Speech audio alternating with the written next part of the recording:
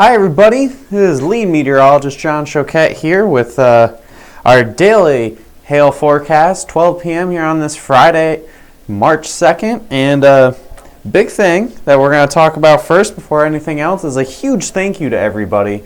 Hailtrace won the most vendor growth at the Win the Storm conference last night. It really surprised us. We honestly weren't expecting to win. And we have a picture of Derek here, not looking at the camera, accepting this award. And just a big thank you to everybody for having most growth. Obviously, you know, we work our tails off to try to do the best for you guys, but all you guys, you know, following us and being our customers and everything like that, that is really what the award's for. So it's more of a thank you to you guys and to you coming to us, giving those references, and sticking around and watching our videos and seeing me babble on every single day at 12 o'clock.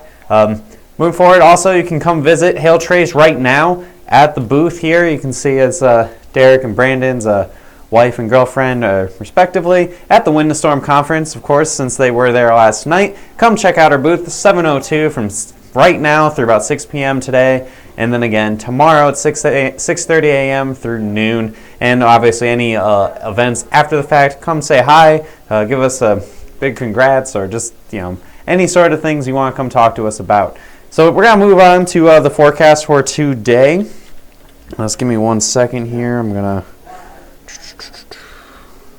put the screen display on.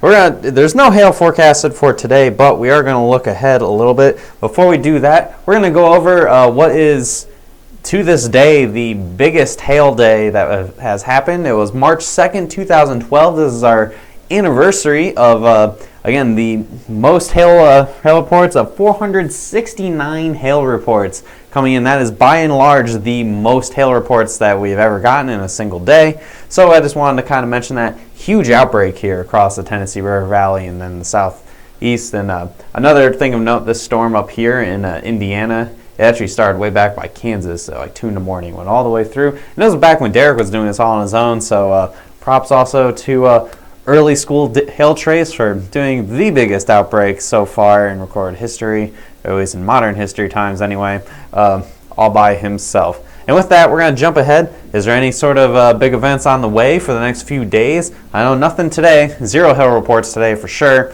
And but let's look ahead at the potential for Sunday. If you guys watched yesterday, you probably saw that I had talked about the potential for some storms on Sunday. Let's look and see right now how things are kind of shaping up here. Let's see. We're moving forward through Saturday. Not much going on Saturday. And you can see the trough pushing through here, and we get to Sunday afternoon, Sunday evening. This is a good look here. We have a pretty strong little batch of energy pushing through the region here in the southern and central plains, and this obviously causes us to look further. Let's see what we have in terms of moisture. The big question mark with this is the moisture going to be good enough for storms to break through and actually occur? I'm going to push forward here up. You see that moisture return coming. This is the latest forecast model data. Yeah, it looks like, all right, the American model wants to get that moisture up to close to Oklahoma City there and pushing through. You see that pretty stout dry line, strong dry line right in here. So the big question is, are storms going to fire? So with that, I need to go a little bit more high resolution. I'm going to go to a higher resolution, shorter term model. I'm going to move things into the southern plains, and we're going to take a look at what the moisture levels are going to be for this storm here. Moving up onto your Sunday, we see that moisture returning up through Texas into Oklahoma, and this looks like it comes just barely in time. So you see here, right at the end of this run ends right at 6 p.m. on Sunday when storms will be occurring. You see a nice little bulge here. With the dry line, if you see the curvature in the dry line like this, that usually indicates we can get some more forcing, some more upward lift to get those storms to fire up. We have some decent moisture, but the big question is, are we going to have any storms fire? I'm going to look at the reflectivity, the simulated reflectivity moving forward. Gets to the end of the run, and what's that? It's not really anything firing. Now the question is, why is that? And the big thing is actually going to be the cloud cover. Now obviously anything that's in blue here, that indicates there's clouds. We move forward to Sunday, And yeah, the whole warm sector, the whole area where storms are going to fire or should fire, is going to be socked in cloudiness here. And this is bad news for if you want big storms to occur. Unfortunately, it looks like right now anyway, the storms are staying on the lower end here. Hang on, I don't have my Facebook open here on my phone, guys. Just 1 second, I can actually see any comments you may have.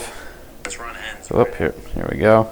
Okay, yeah, not much coming in there. Okay, so that's the big question we have right now. Moisture is probably going to be there. The shear, the turning in the atmosphere, that's going to be there. The lift, all that stuff is going to be there. The big thing that is holding this back is cloud cover. Now, if the models are overdoing the cloudiness and we get some sunshine and the warm air on Saturday, then yeah, storms will fire in western Oklahoma, even into southern Kansas and north central Texas, and then we'd be talking about some severe weather. But right now, as we're looking at it, it looks like 1 or 2 storms might fire. This could be a complete dry air bust. If we are in this kind of cloudiness, we're not going to really see that much on Sunday. So again, we're going to continue watching this, and as we look tomorrow, we can see if the computer models are trending more towards more clear skies, a little bit more moisture return, a little bit more heating, anything to push through the strong cap that is this cloudiness to cause storms to form.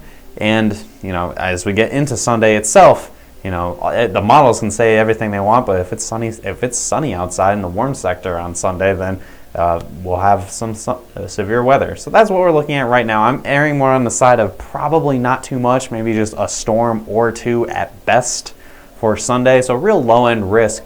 But with that, we can look ahead a little bit further beyond just Sunday, and we can see if there's any other risks that are going to be affecting the United States. I'm going to just jump back to the American model here, go into the upper levels of the atmosphere, and there we go. We're going to push forward. So again, this is just through this weekend. Oh, you guys saw this already. This is the threat on Sunday, pushing forward a little bit more. This is going to probably be a pretty big snowstorm as we move through the Northeast.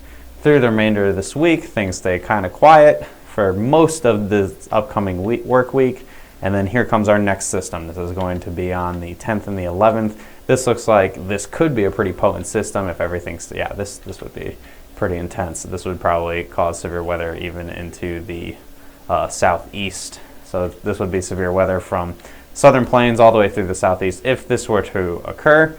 And then even pushing further beyond that, we see things really start to kick up that second half of March, where you see different bits of energy here and here, moving through. And this is towards the end of the run where things go into fantasy land, but the basic overall pattern is things are going to really pick up in intensity after we move through this next week, where we see a pretty big snowstorm in the Northeast.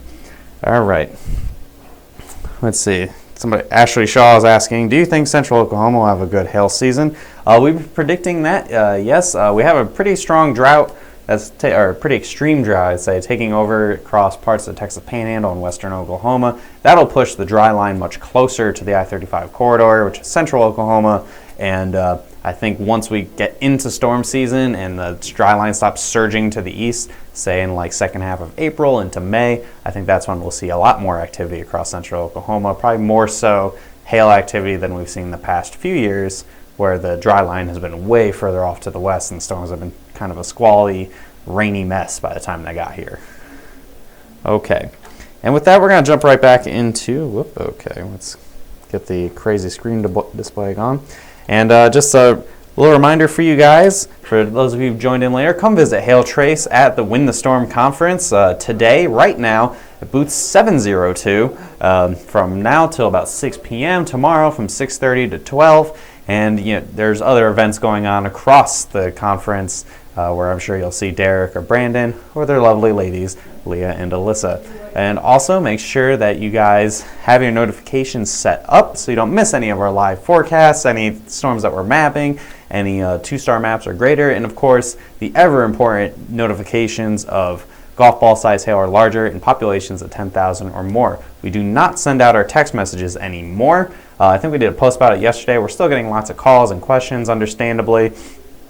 We do not send out texts, but all the things that were previously on our text messaging service are on our notifications, which is why we're really emphasizing to make sure you set those up. Go on your desktop computer, go on their website, notification options, select the regions you wish to get notified for.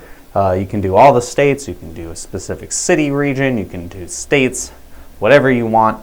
Select those regions, get those methods set up so you can get it on your phone as a push notification, you can get it as an email, or you can even have a notification on your desktop computer. And finally, if you're following us on Facebook, which I know most of you guys who watch this are, make sure you hit that follow button and see our posts first. We pop up right at the top of our newsfeed. Share these videos if you want to share them out, and this is how we grow. And you guys are, I know you guys are great at this because that's why we won the Most Vendor Growth Award at the Window Storm Conference last night. And again, thank you all for doing that. We can't thank you enough. And that's all we have for today. I'll probably have a video tomorrow. It won't be on a green screen. It'll most likely be at my house. It won't be on my cell phone this time. I have my work computer all set up at my new house. So I'll probably do a video from there to kind of update what we're expecting for Sunday. And if necessary, also, of course, have a video on Sunday as well. Most likely also from my house.